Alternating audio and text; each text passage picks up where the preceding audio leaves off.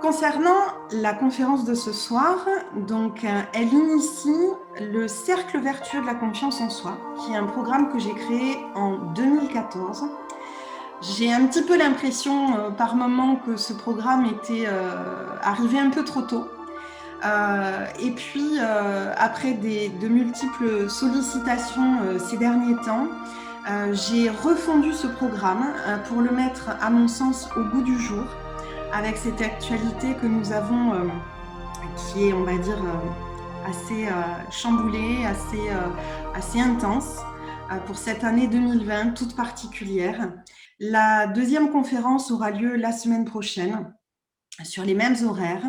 Retrouver le calme pendant la tempête. Et puis la troisième conférence de ce programme qui s'appelle Oser vivre sa vie, oser être humain avec un H majuscule, se fera mardi 17 novembre de 20h à 21h30. Ces trois conférences, en fait, sont trois manières d'aborder avec des angles différents, en fait, la thématique de la confiance en soi. Au-delà de ces conférences, il y a bien évidemment une formation qui, elle, est plus que rodée. C'est une formation que je propose depuis plusieurs années à mes clients. D'ailleurs, autant dans les entreprises qu'auprès des particuliers. Concernant la conférence de ce soir, il va y avoir différents points abordés. Je vais vous poser la question à vous de ce qu'est la confiance en soi et nous partirons de là. Et puis, suite à ça, je vous amènerai quelques explications de mon point de vue de ce qu'est la confiance en soi, ou plutôt de ce que sont les différents niveaux de confiance. Nous aborderons aussi les principaux freins à la confiance en soi, les trois dimensions de la confiance et la confiance en soi ontologique. Je donnerai des explications sur ce terme pour ceux qui ne le connaissent pas. Donc, on abordera à la fois le cercle vicieux par rapport à la confiance et le cercle vertueux. Ça, c'est sur la première partie, donc ça devrait durer à peu près 1 heure. Et puis, au bout d'1 heure, on fera une pause de 5 à 10 minutes pour chacun et nous reviendrons pour la seconde partie qui sera questions-réponses. J'ai envie de vous proposer, pour débuter cette conférence, non pas de rentrer de l'information dans votre cerveau, mais plutôt que je vous accompagne pendant quelques minutes à faire le vide, à faire la place. C'est parti. Je vais me rapprocher un peu de l'écran.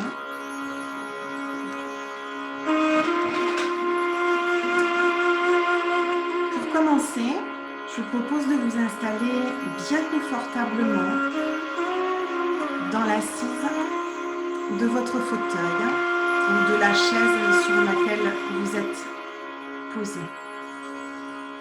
Vous mettez vos 2 pieds bien à plat au sol. Vous décroisez les jambes. Vous décroisez les bras. Et vous allez commencer par fermer les yeux, si ça n'est pas déjà fait. Vous fermez les yeux.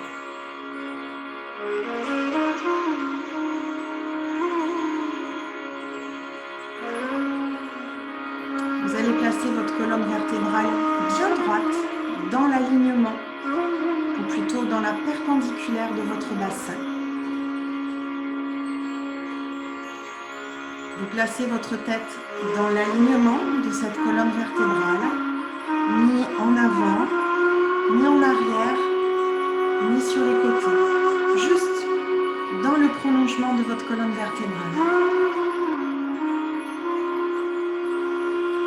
Et je vais vous proposer, pour commencer ce petit temps de pause, de prendre 3 grandes respirations. En inspirant si possible par le nez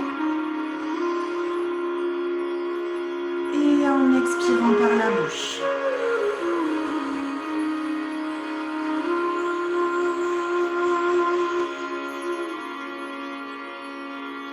J'inspire par le nez. À l'inspire, le ventre se gonfle légèrement. Et j'expire par la bouche. Et à l'expiration, le ventre se rétracte légèrement. C'est ce que l'on appelle la respiration profonde ou diaphragmatique. Et j'inspire à nouveau profondément par le nez. Et j'expire par la bouche.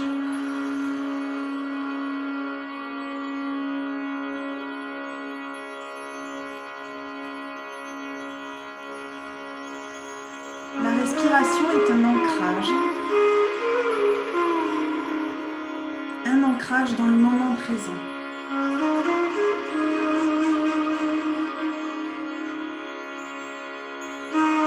Je visualise maintenant le dessous de mes pieds, la voûte plantaire, et je viens me connecter aux sensations corporelles au niveau de cette voûte plantaire, chacun de mes pieds. Et je peux peut-être ressentir une légère pression, une densité, une chaleur, ou au contraire la fraîcheur du sol sur laquelle les pieds reposent.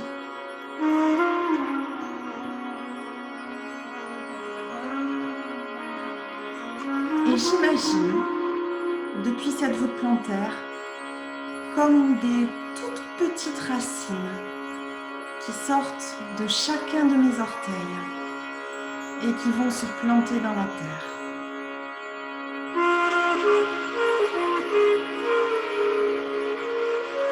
Et je continue à respirer profondément en inspirant si possible par le nez et en expirant profondément par la bouche.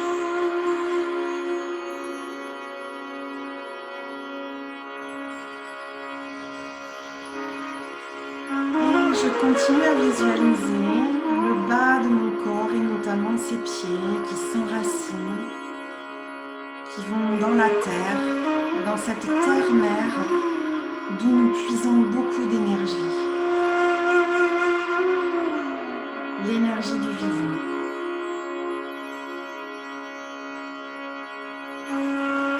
Et je visualise maintenant le trajet qui part du bout de mes pieds, qui passe par chacun de mes talons et qui remonte au niveau de mes genoux. Et j'accompagne par mon intention et par mon expiration à mettre de la densité dans le bas de mon corps, à venir m'ancrer comme un arbre centenaire.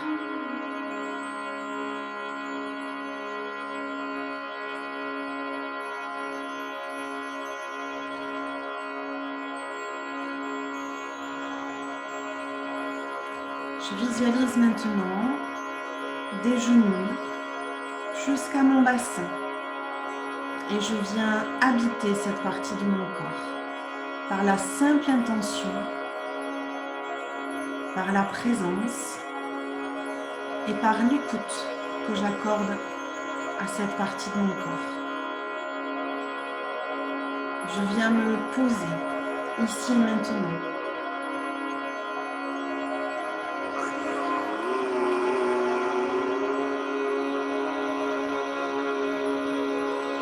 Et j'expire profondément. J'expire ma journée. J'expire mes tracas. J'inspire le vivant et j'expire les éventuelles tensions musculaires, les tensions physiques ou mentales pour les accompagner en dehors de mon corps.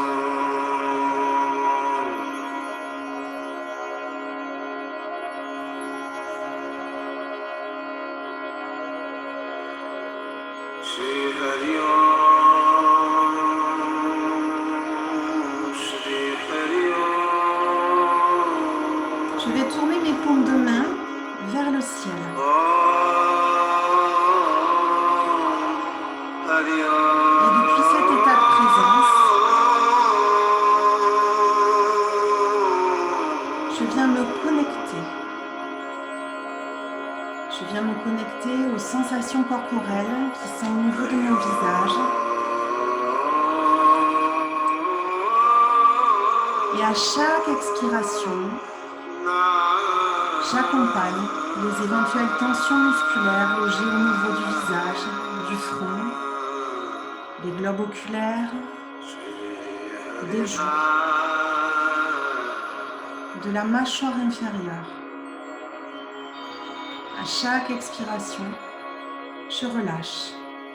J'accompagne intentionnellement tout ce qui est obsolète, tout ce qui n'a plus besoin d'être à l'intérieur de ce corps.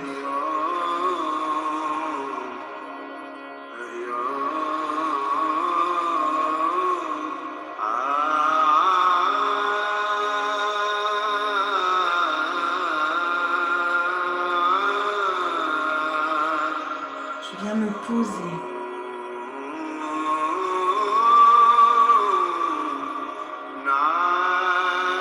Et je visualise, j'imagine, comme un petit fil qui part du haut de mon crâne, de l'occiput, et qui vient se planter jusqu'à mon étoile, dans le ciel, dans le cosmos.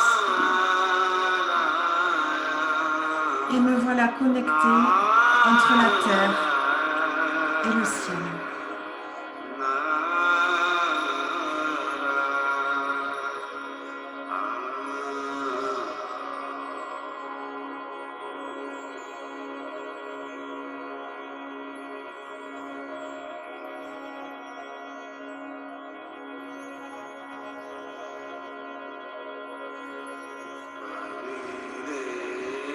Prends le temps de goûter cet instant.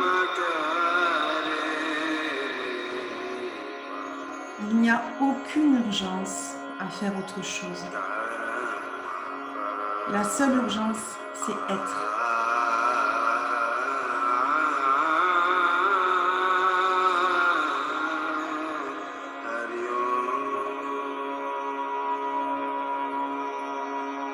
Et je viens remplir intentionnellement cet espace à l'intérieur de mon corps, entre ma tête et mes pieds, comme si je venais tricoter, coudre, tisser l'intérieur de mon corps avec ma présence.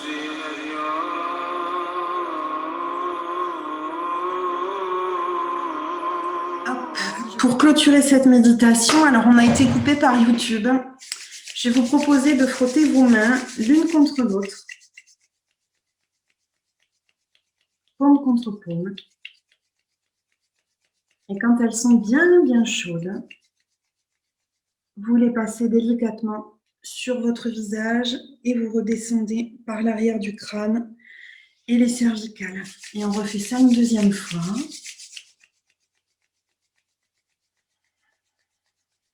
Je frotte du bas du visage, je remonte sur le haut du visage et je repasse par le haut du crâne et l'arrière.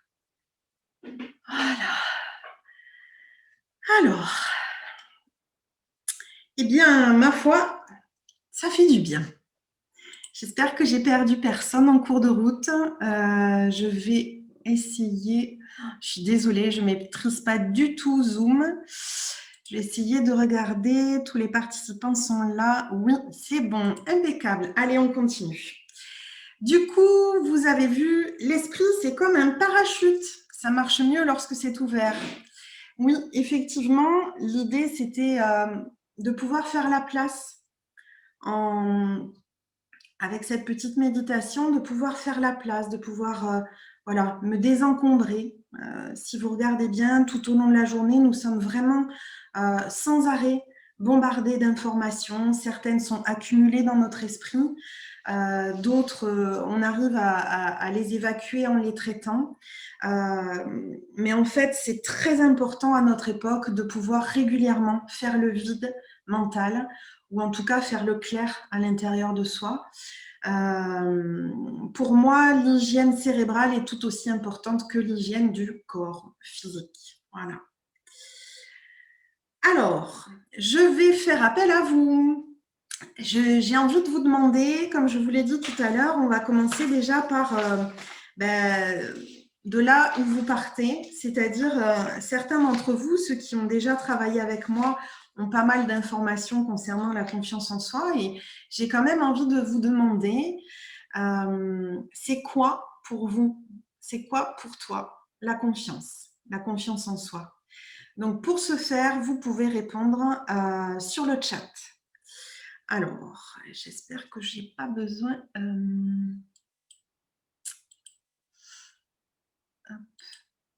afficher le chat.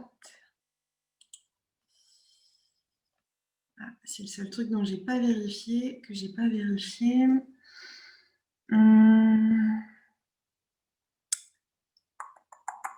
Véronique, je crois que je vais avoir besoin de votre aide.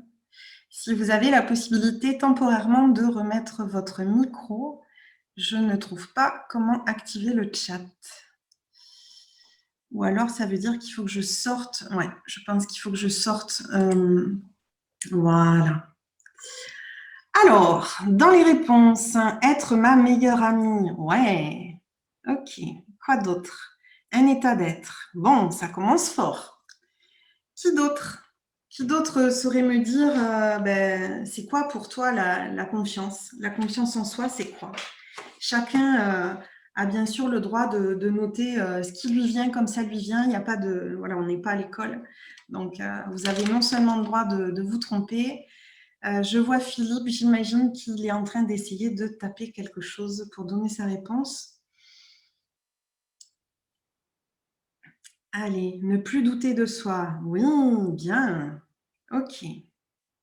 S'il y a d'autres idées, n'hésitez pas.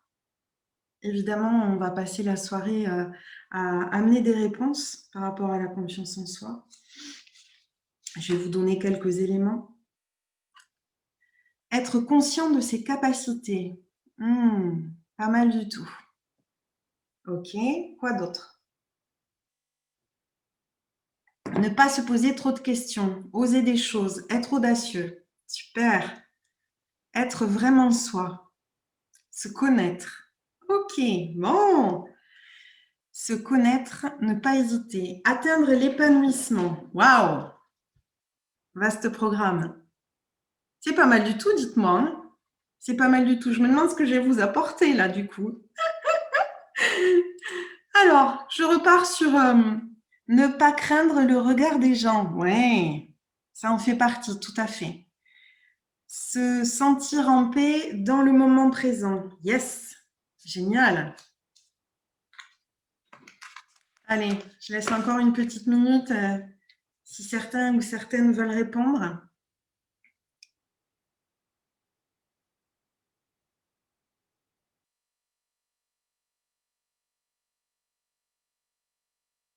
Être plus à l'aise avec les autres. Yes.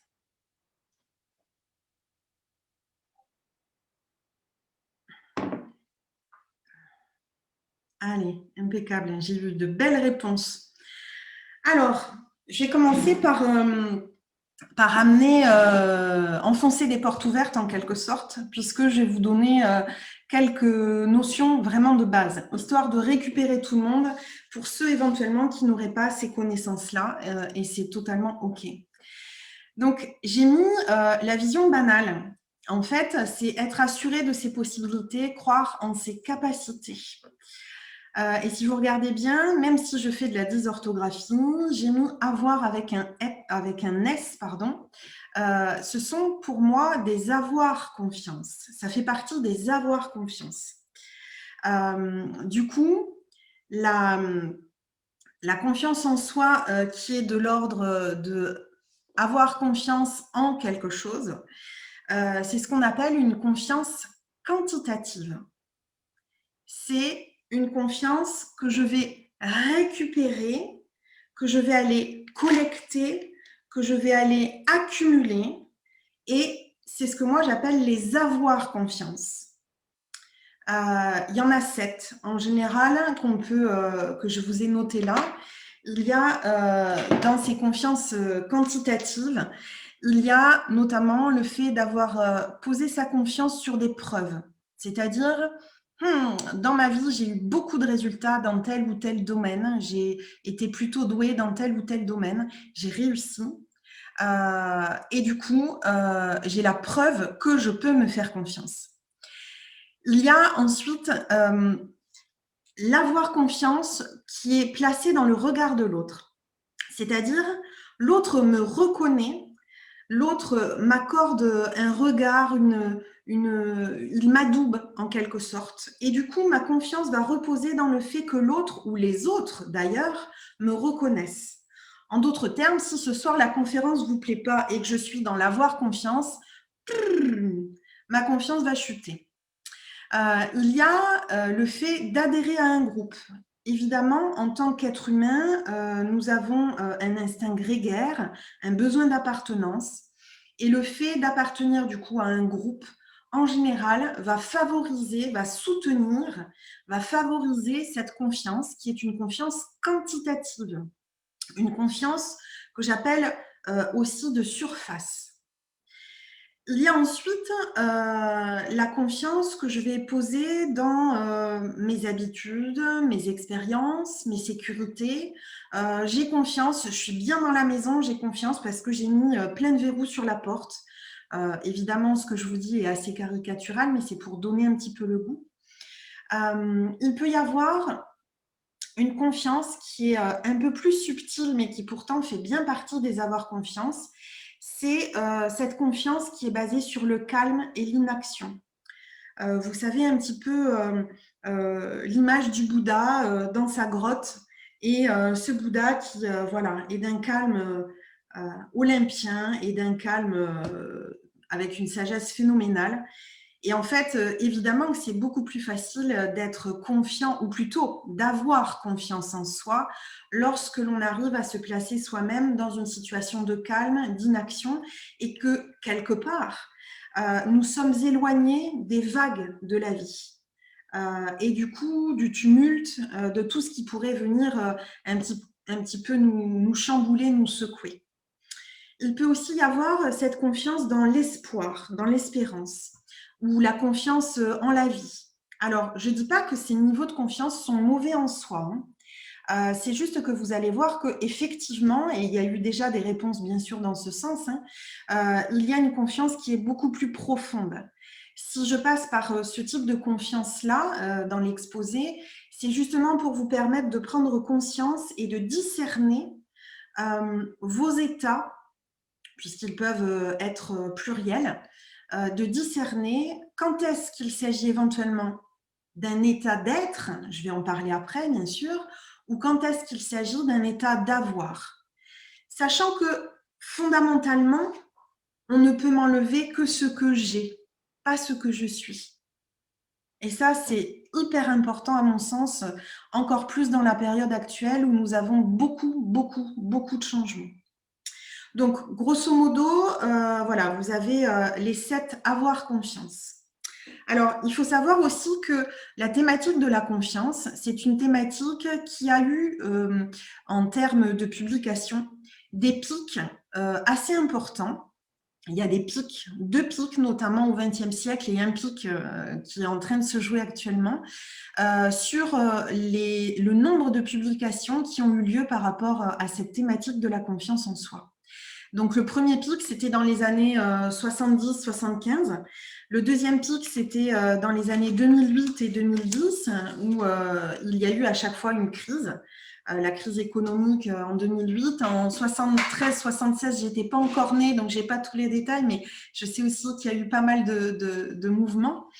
Et puis, nous sommes en train d'écrire le troisième pic, le pic de 2020, où il y a réellement un changement de paradigme qui est en train de s'opérer, puisque des changements fondamentaux sont en train de se faire, tant sur le plan écologique, économique, dans le système de santé.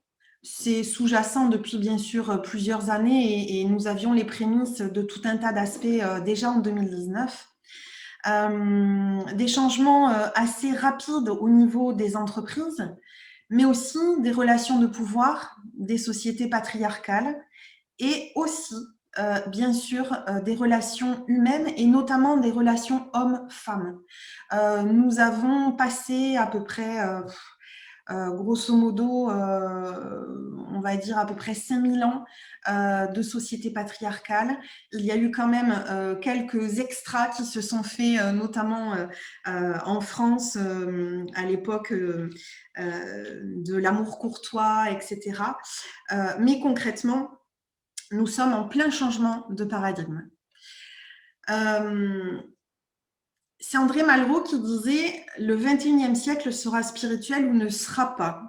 L'idée n'est pas de vous, comment dirais-je, de casser votre morale, loin de là, mais l'idée est plutôt de vous accompagner à prendre conscience à quel point, encore plus aujourd'hui, le fait de travailler la confiance en soi, pour soi-même, a un impact pour soi, mais vous allez le voir un peu plus loin, a aussi un impact sur mes congénères, sur la société, sur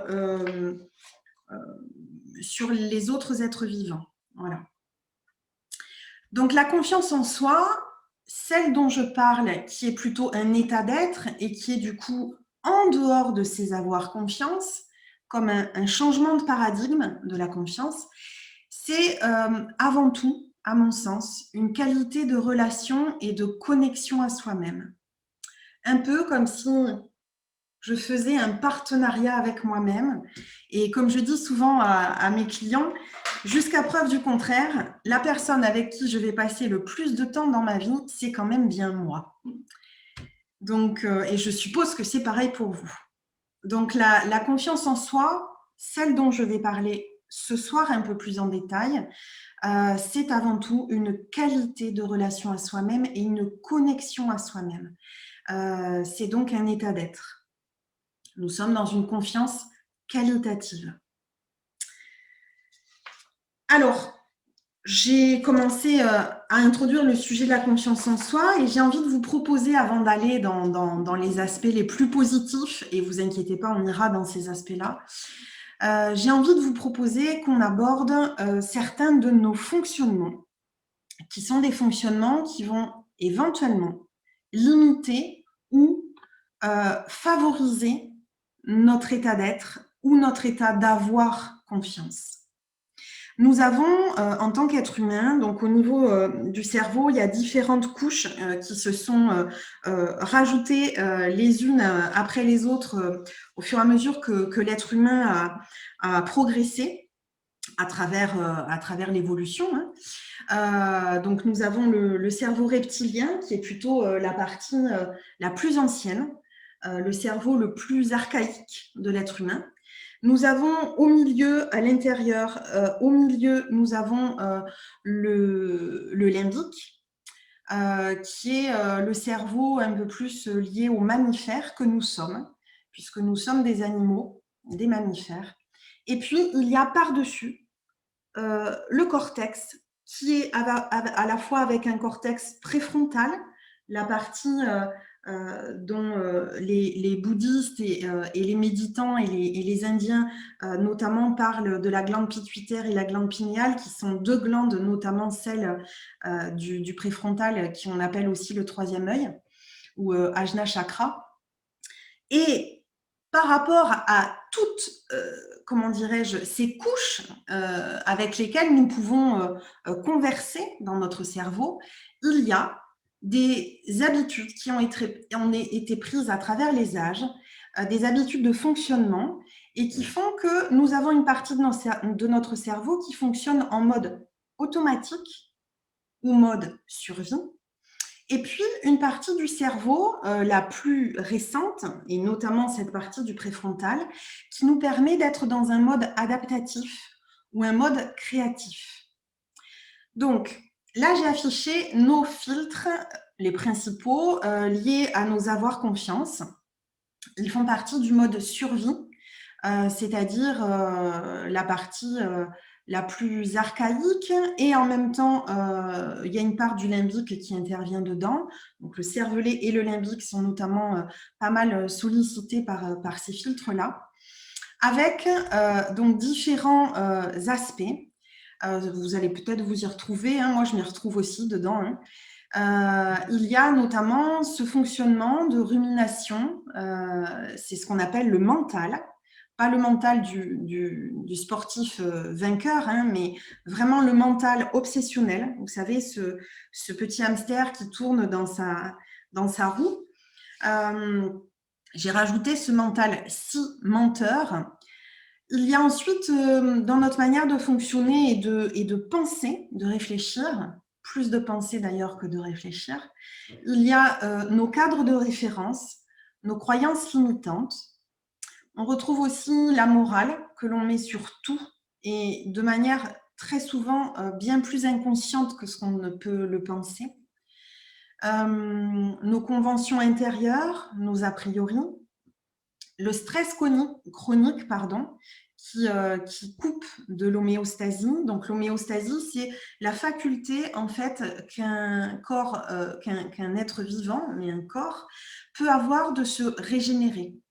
L'homéostasie est souvent coupée par nos vies qui nous amènent des stress chroniques et qui favorisent du coup l'apparition de maladies, de maux, de douleurs ou de souffrances d'ailleurs psychiques.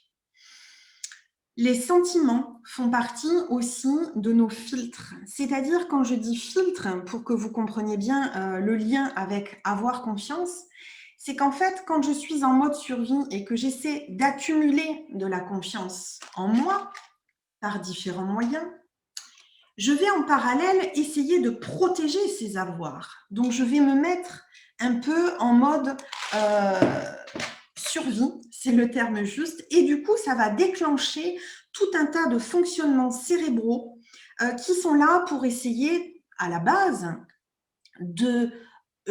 comment dirais-je, de surveiller le monde extérieur et aussi de me protéger d'un éventuel danger. Nos sentiments, je vais en nommer plusieurs, sont des filtres très importants, c'est-à-dire qu'ils nous permettent de rester éventuellement dans un avoir confiance, mais tous les filtres qui sont notés là ne permettent pas ou limitent notre capacité à changer de paradigme par rapport à la confiance en soi, c'est-à-dire de rentrer dans un état d'être confiant en soi.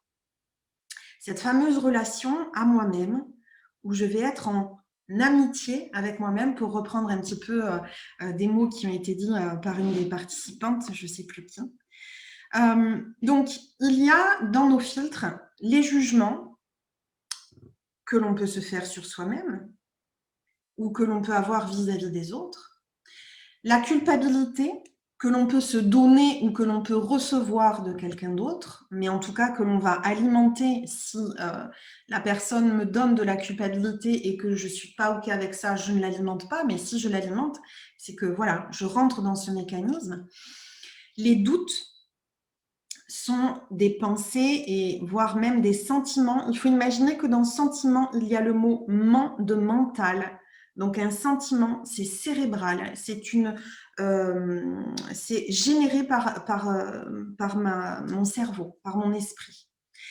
Il peut y avoir aussi donc dans les filtres qui limitent l'accueil de cette confiance en soi, les doutes, je vous disais, les peurs, la méfiance, la haine, le sérieux et grosso modo tout ce qui est lié à des vibrations basses. C'est-à-dire que je vais faire un zoom ou un focus sur les vibrations basses. Les vibrations basses, en fait, c'est tout ce qui me ferme, tout ce qui va me diviser déjà à l'intérieur de moi, c'est-à-dire entre moi et moi-même, tout ce qui exclut une partie de moi que je ne veux pas parce que je la juge, par exemple, tout ce que je rejette et tout ce qui me coupe fondamentalement de moi-même, de mes capacités, de mon potentiel, de mes qualités, voire même de mes ressources. D'autant que lorsque je suis en mode survie, une partie de mon cerveau, notamment comme je vous disais, la partie préfrontale et au niveau du cortex, une partie de mon cerveau va être éteinte pour être réellement dans un système, un fonctionnement d'attaque, défense ou inhibition. C'est ce qu'on retrouve notamment par rapport au cerveau reptilien. Donc, je fais un zoom sur les vibrations basses. Alors, c'est très intéressant. J'ai qui est arrivé après nous. Bonsoir, Or. Exemple de vibration basse chez les êtres humains. Alors, on peut en avoir le goût. Une grosse fatigue récurrente, c'est qu'il y a une vibration basse. Une irritabilité qui est plus ou moins durable. Une instabilité émotionnelle. À ne pas confondre avec l'hypersensibilité émotionnelle qu'on va retrouver chez les, notamment chez les hauts potentiels intellectuels. Je pourrais faire un point là-dessus si vous avez des questions. La peur est une vibration basse. La tension nerveuse, la rage, la haine, les sentiments de supériorité qui indiquent quelque part que si je me place en supériorité, je place l'autre en infériorité. La culpabilité, les créations mentales dans le sens cogitation permanente, masturbation cérébrale. Donc, il y a un doctorant qui, le docteur Watkins, qui a en fait pris mesure des vibrations, en fait, du niveau vibratoire de certaines fréquences, c'est-à-dire, par exemple, les doutes et la peur sont de 0,2 à 2,2 Hertz. L'irritation qui peut osciller entre 0,9 et 6,8 Hertz. La fierté, dans le mauvais sens du terme, bien sûr, on dirait plutôt l'orgueil. Le sentiment de supériorité. Donc, je vous en ai mis juste quelques-uns. Ce qu'il faut comprendre, en fait, c'est que ces vibrations basses vont nous amener à alimenter notre mental et surtout, elles vont, donc c'est dans l'esprit à la base, hein, c'est dans notre cerveau, elles vont participer fortement à diminuer nos capacités physiques. Alors, j'entends quelqu'un, je ne sais pas si c'est Or qui vient d'arriver, il y a quelqu'un qui a son micro ouvert. Si c'est possible de le refermer, s'il vous plaît. Merci. Donc, ce qui est important, c'est de voir en fait que ce type de vibration, merci, ce type de vibration amène déjà une pollution cérébrale qui inhibe une partie de mon cerveau, de votre cerveau, notamment la part créative, la part aussi qui permet de prendre du recul dans des situations à fort enjeu. L'année 2020, on peut dire que réellement nous sollicite beaucoup là-dessus. Et au-delà d'inhiber une partie de notre cerveau, eh bien, elle va vraiment, ce type de vibrations-là vont vraiment aller pomper dans notre énergie. La plupart du temps, quand nous sommes fatigués, il ne s'agit pas d'une fatigue physique. C'est très rare à notre époque d'avoir une grosse fatigue physique. Nous sommes beaucoup plus avec des fatigues psychiques, des fatigues mentales. D'où l'intérêt, je vous en parlais au début, réellement de prendre soin en fait de son hygiène cérébrale. Encore faut-il pour cela apprendre à discerner progressivement quelles sont les pensées qui vont être positives, constructives, et quelles sont les pensées qui vont être négatives pour moi. Alors, on va faire un focus, zoom supplémentaire, sur notamment les doutes et la peur, qui sont, à mon sens, les points les plus cruciaux, et qui sont d'ailleurs, pour ce qui est du doute, c'est réellement le virus de la confiance en soi. Et pour ce qui est de la peur, évidemment, c'est quelque chose qui est à dépasser quand on veut construire sa confiance en soi. Alors, je vais faire appel à vous et vous demander, d'après vous, comment puis-je vaincre mes doutes? Du coup, je vais rebasculer. Voilà. Comment puis-je vaincre mes doutes? Alors, qui a une idée? Pendant que je bois un peu.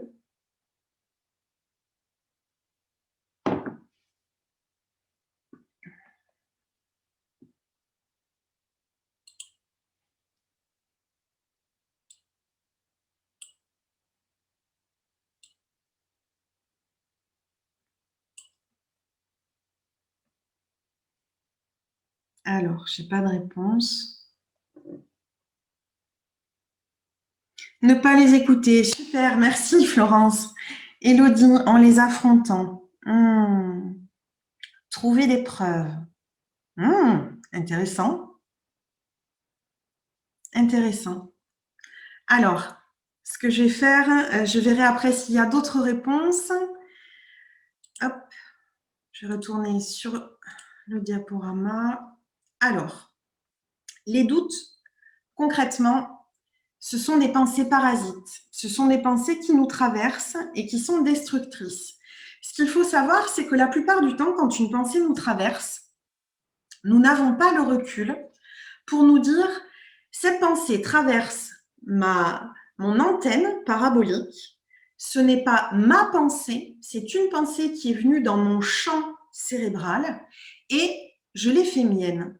Si vous regardez bien, et peut-être d'ailleurs que c'est quelque chose que vous êtes en train d'apprendre ce soir, si vous regardez bien, la plupart du temps, quand une pensée nous traverse, nous nous identifions tout de suite à cette pensée.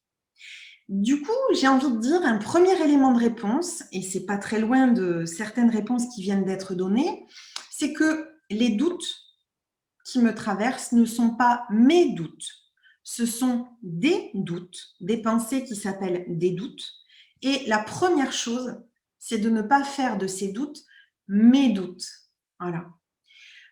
Les doutes créent des brèches dans notre esprit et en fait, ils enclenchent typiquement le mode survie. Donc, l'idée, bien évidemment, c'est, première chose, de ne pas s'identifier aux pensées type doute qui me traversent.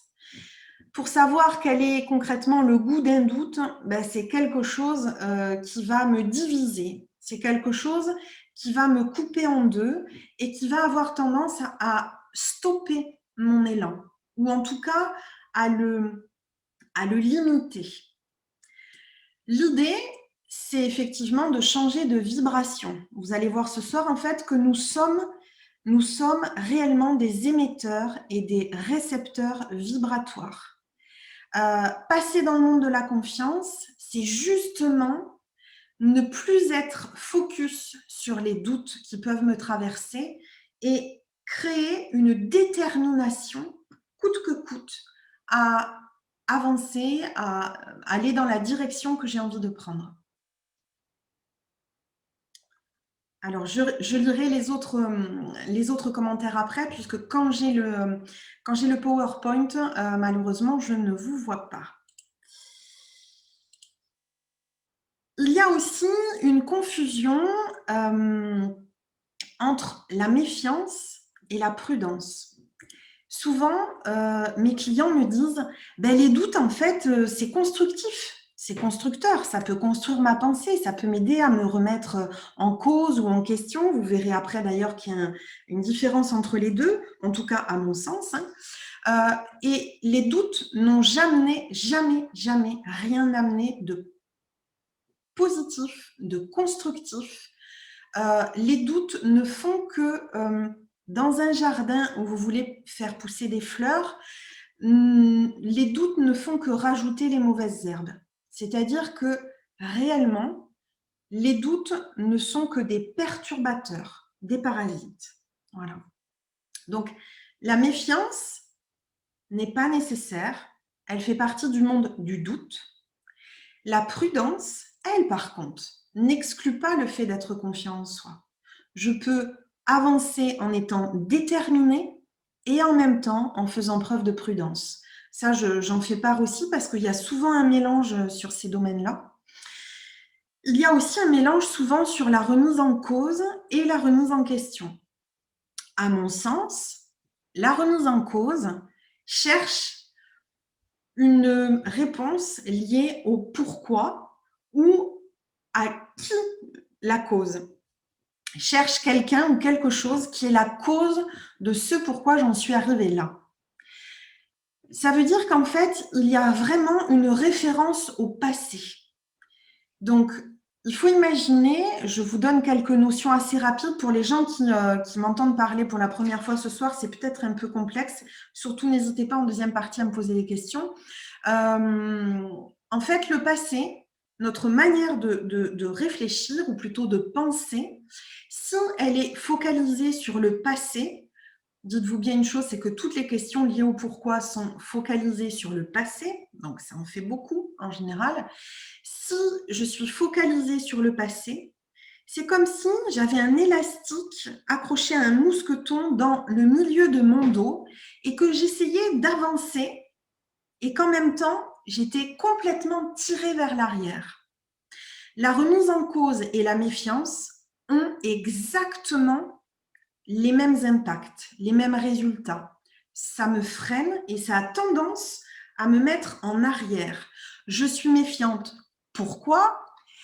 Je suis méfiante parce qu'il y a justement une référence au passé. Ah oui, mais tu comprends, moi je me suis fait avoir, en telle année, il s'est passé ça, ça, ça et ça, et puis je ne referai plus la même erreur. La remise en question, elle part du présent dans lequel il est question de s'ancrer, de prendre connaissance de ce qui est là pour moi, autant à l'intérieur que dans mon environnement. Et elle me permet de construire demain, de construire la suite, de construire dans ma direction mon futur, à partir d'un tissage entre ce que je veux, donc les résultats que je veux atteindre, mes objectifs, et ce qui est là en ce moment pour moi. La remise en question, c'est réellement un tissage. D'ailleurs, dans tissage, il y a le mot sage. C'est réellement un tissage constructif. Donc, vous voyez que pour moi, en tout cas, ce sont deux domaines complètement différents. Un domaine méfiance, remise en cause, qui nous renvoie à des références passées, et un domaine de la prudence, de la remise en question, qui est plutôt dans un mode adaptatif et non pas dans un mode survie, et qui nous amène du coup à être plutôt dans quelque chose proche de la créativité et aussi de la présence à soi. Comme je vous le disais, nous sommes tous des émetteurs et des récepteurs vibratoires. Donc ça peut sembler un peu, comment je pourrais dire, un peu abstrait pour certains d'entre vous. Et pourtant, vous allez voir, il y a aussi d'autres exemples qui ont été donnés dans l'étude du docteur Watkins. On va les voir un peu plus loin. Avant ça, j'aimerais vous proposer qu'on se pose une autre question ensemble. Comment puis-je vaincre mes peurs? Alors, je vais faire pause au niveau du PowerPoint pour pouvoir recueillir vos réponses. Comment puis-je vaincre mes peurs?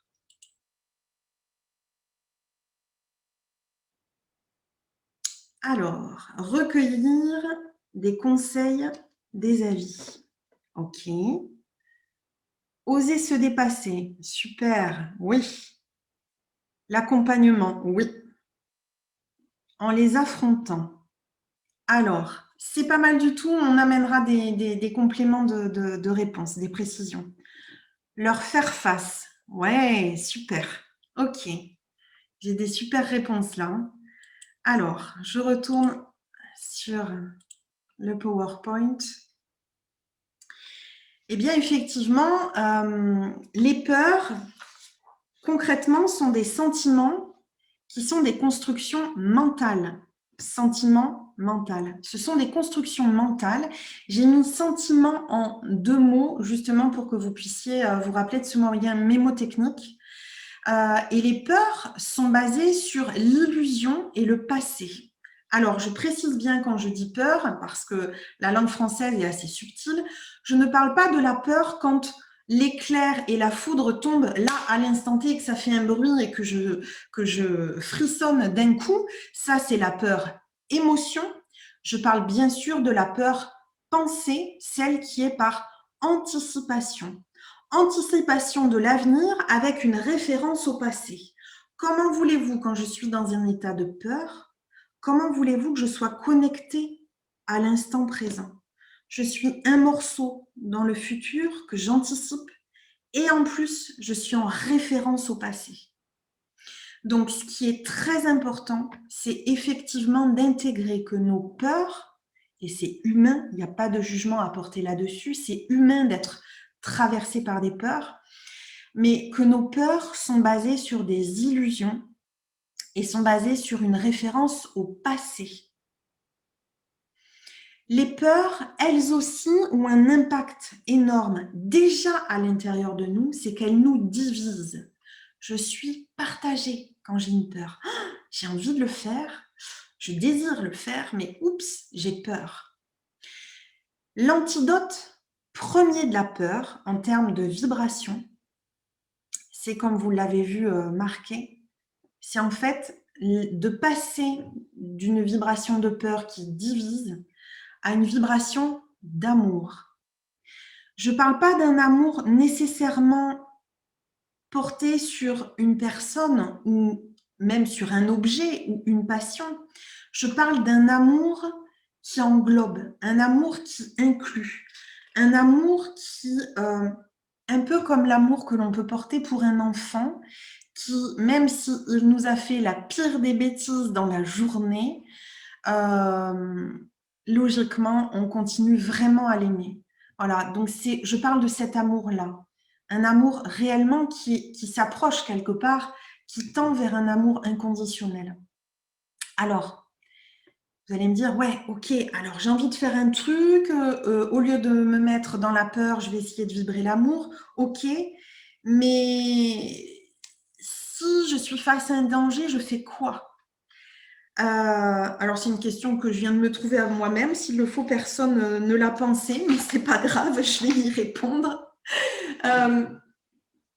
Comme je vous l'ai dit tout à l'heure, le fait d'être dans un état d'être confiant en soi n'exclut pas la prudence. À aucun moment, il s'agit d'être décérébré, d'être inconscient de nos actes ou d'être, voilà, comme Gandhi avait la capacité d'être. Il ne s'agit pas de ça, mais il s'agit en tout cas déjà de prendre conscience peut-être de qu'est-ce que je vibre là? Qu'est-ce que c'est que je suis en train de vibrer? En quoi cette manière d'alimenter la peur qui me traverse, de la récupérer, de la faire mienne, en quoi ça va me permettre d'avancer, en quoi ça va être constructif. Et si j'ai peur de l'autre, en quoi ça va me permettre de le rencontrer ou pas. Et si j'ai peur de moi, en quoi je vais pouvoir réellement créer cette amitié avec moi-même. Donc, il y a vraiment une idée. Je survole ce soir, hein, j'essaie d'aborder certains aspects en profondeur et en même temps de survoler plusieurs choses pour que vous ayez aussi différents apports. Rappelez-vous une chose, c'est que les peurs sont irrationnelles, qu'elles sont toujours une anticipation de quelque chose qui ne se passera jamais comme on l'a anticipé, quoi qu'il en soit, que ça déclenche aussi un stress de fond. Donc, c'est comme si on était amené par le biais de la peur à vivre une première fois dans notre esprit ce qui pourrait nous arriver de pire. Et en parallèle de ça, le vivre une deuxième fois quand ça nous arrivera. Donc, c'est double dose de stress, de cortisol aussi.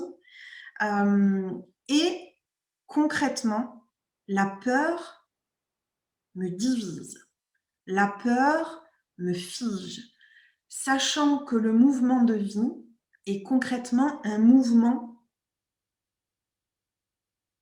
en permanence, c'est-à-dire qu'il y a une fluidité dans le mouvement de vie. La vie n'est que mouvement.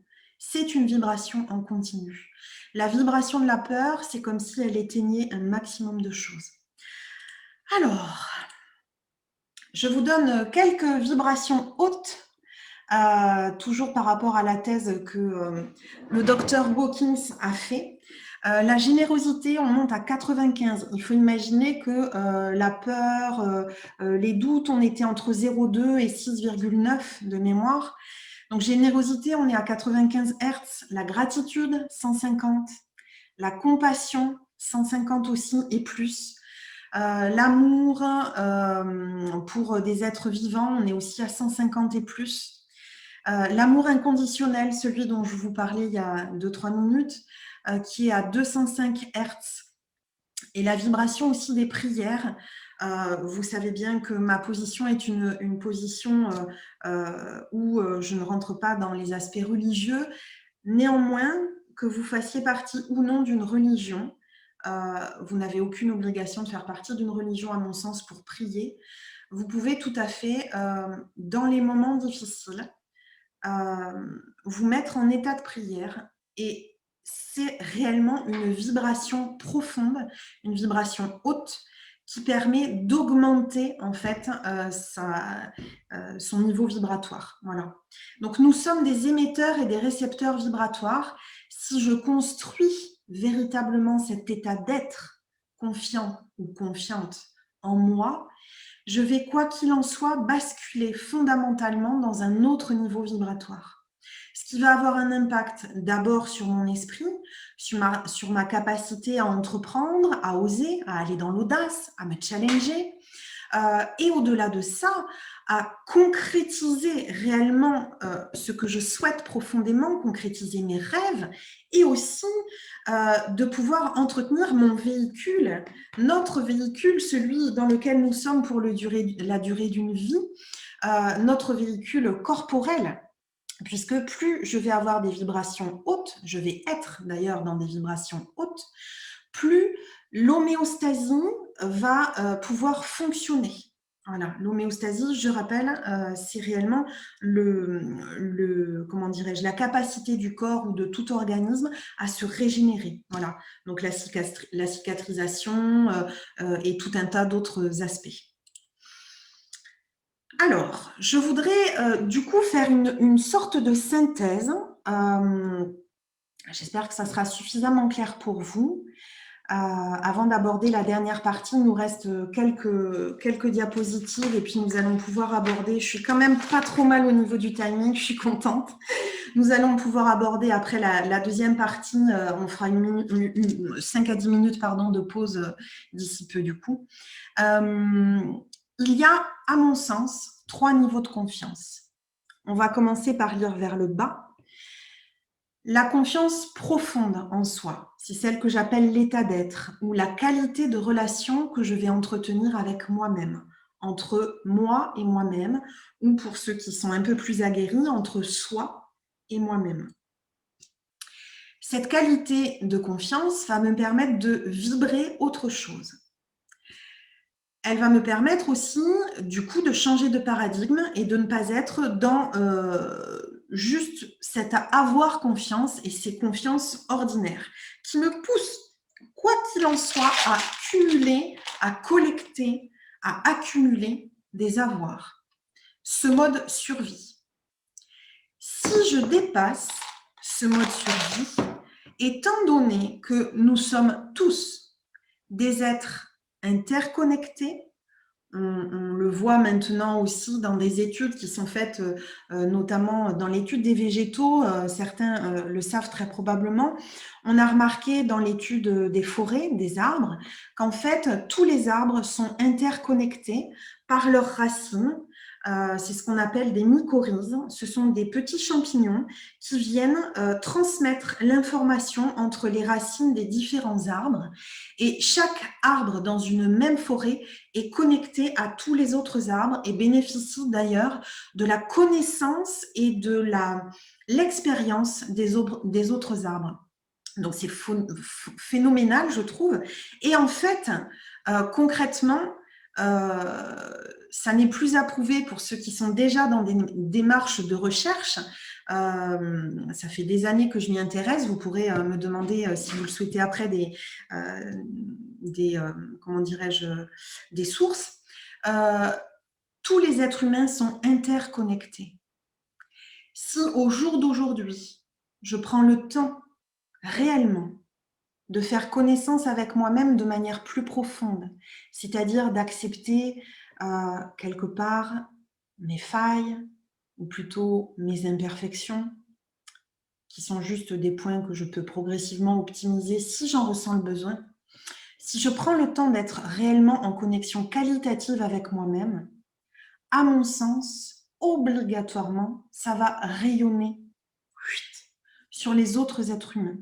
Donc vous voyez, à mon sens, ça va jusque-là. C'est-à-dire que travailler sa confiance en soi, cet état d'être, ce changement de paradigme, c'est quelque chose qui, à mon sens, est primordial dans le monde actuel, dans le monde dans lequel nous vivons. Voilà. Gandhi disait « incarne en toi le changement que tu veux voir dans ce monde. Alors, j'ai repris la photo, pour ceux qui l'ont vu, de Avatar. J'aime beaucoup ce film. Je trouve qu'il y a beaucoup de métaphores et qu'il est vraiment très poétique. Tous les êtres vivants sont, tout le vivant d'ailleurs, est interconnecté. Les êtres humains sont interconnectés. Si j'ai ou j'ai pas confiance en moi, je vais rester sur la relation de pouvoir, avec dans le lot une partie qui sera sous le pouvoir et une partie qui détiendra le pouvoir. Alors, je ne suis pas en train de parler de révolution, si ce n'est d'une révolution intérieure, bien sûr. L'idée, c'est réellement pour accéder à cette confiance interpersonnelle, donc entre personnes, c'est que si je suis confiant en moi, je suis quelque part plein de quelque chose, je suis rempli de quelque chose, j'accède quelque part à mes ressources, j'accède à mon potentiel, j'accède à cet état d'être qui est d'ailleurs joyeux, qui est plutôt optimiste, j'accède à une forme de sécurité intérieure. Une sécurité qui est dans le flux du vivant, c'est-à-dire qu'elle n'empêche rien, elle ne m'enferme pas, elle me permet en réalité de m'ouvrir d'abord à moi-même et ensuite aux autres. Si j'accepte quelque part mes faiblesses, pour moi on n'a pas de faiblesse, ma vulnérabilité, si j'accepte mes imperfections, je vais d'autant plus aller comprendre, accepter, accueillir l'imperfection de la personne qui est face à moi, qui est avec moi, qui m'accompagne, ou les personnes de mon entourage. Donc j'ai noté, je suis confiant, je peux aller vers toi. Je te vois, comme dans Avatar, hein, ils disent à un moment donné, je te vois, ça veut dire que concrètement, je vois qui tu es en tant qu'être humain et te considère comme je me vois et me considère. Nous sommes issus de la nature. Alors, avant de faire la pause pendant 5 à 10 minutes, je voudrais savoir si tout va bien pour tout le monde. Est-ce que vous pourriez, pour ceux qui savent le faire, bon super, j'ai des oui. Est-ce que vous pourriez soit lever la main, il y a des icônes où vous pouvez lever la main, ou alors me dire oui, comme c'est là, super, ok. J'espère que la connexion n'est pas mauvaise. J'ai vu à un moment donné qu'il y avait une petite baisse de la connexion. Ok, super, Or. C'est bien, tu es tenace, même si tu es arrivé après, tu es là, tu es avec nous. Donc, on va faire, je vous propose qu'on fasse... on va faire 5 minutes de pause, parce que je suis quand même en retard de 10 minutes sur le programme. Concrètement, je vous propose 5 minutes. J'ai pour ma part 21h12. On va dire qu'on reprend on va reprendre à 21h17, entre 17 et 20. Voilà. J'ai 21h12, on reprend à 21h20. J'espère que tout se passe bien pour vous et que vous avez pu suivre la conférence. Dans tous les cas, nous nous retrouvons dans 10 minutes. Il suffira de refaire exactement la même manipulation.